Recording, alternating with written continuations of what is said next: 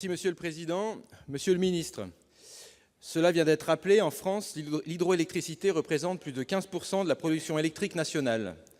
C'est de loin la seconde source de production électrique derrière le nucléaire, la première source d'énergie renouvelable, ainsi que la seule source d'électricité renouvelable et stockable en l'état actuel de la recherche.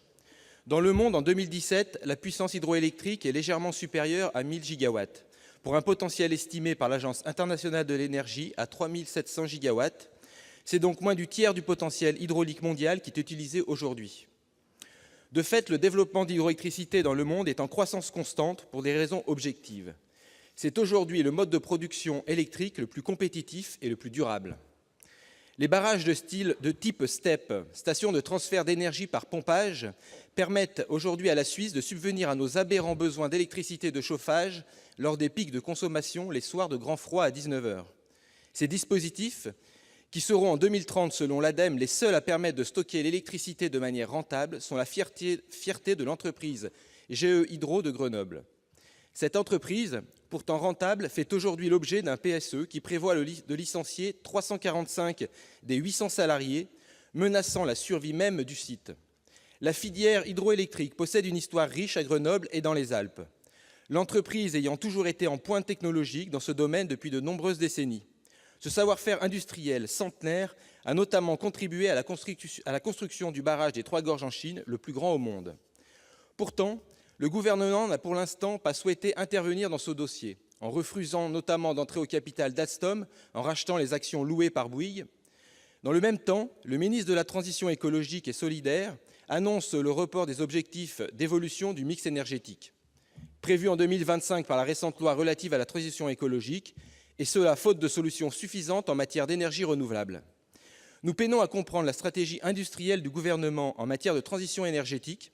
Cette transition est pourtant urgente et indispensable pour respecter nos engagements de l'accord de Paris. Monsieur le ministre, faute de grand débat national sur la transition énergétique, qui semble pourtant aujourd'hui indispensable, pouvez-vous éclairer la représentation nationale sur la stratégie du gouvernement concernant le développement des énergies renouvelables en général et de l'hydraulique en particulier? Merci. Merci, et ça me permet juste un petit avertissement là. C'est 30 secondes de dépassement, c'est limite. Donc, il ne faut pas qu'on vous copie, c'est tout. Merci. Monsieur le ministre. Oui, merci, Monsieur le Président, Mesdames, Messieurs les sénateurs. Monsieur le sénateur, il y a plusieurs questions dans votre question. La question de GE Hydro est suivie par les services de Bercy, Monsieur le sénateur. Vous n'avez pas dit que le gouvernement s'en occupait pas, mais quand même un peu. Donc, je vous le dis, les services de l'État suivent cette question de près. Premier élément de réponse. Deuxième élément de réponse sur la stratégie globale, sur les énergies renouvelables et sur la transition énergétique. Je pense quand même vous en avoir donné quelques lignes lors de mon intervention liminaire. Et précédemment encore, il y a quelques jours en commission. S'il faut le faire de nouveau, je ne peux pas le faire en 2 minutes, car je ne veux surtout pas dépasser mon temps de parole, Monsieur le Président. Mais je le referai bien évidemment devant vous. Troisième élément sur l'accompagnement industriel sur les énergies renouvelables et sur la stratégie liée à l'hydroélectricité.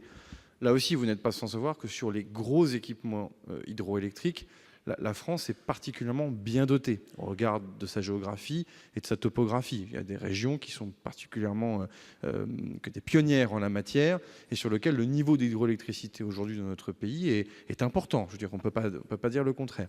Sur la petite hydroélectricité, je fais bien la différence entre les grands ouvrages et les petits ouvrages, effectivement, on continue d'accompagner par la voie des appels d'offres, que vous connaissez en matière d'énergie renouvelable. Et là aussi, l'État aura l'occasion de réaffirmer cela dans le cadre de la PPE, la programmation pluriannuelle pour l'énergie. Et puisque vous appelez de vos voeux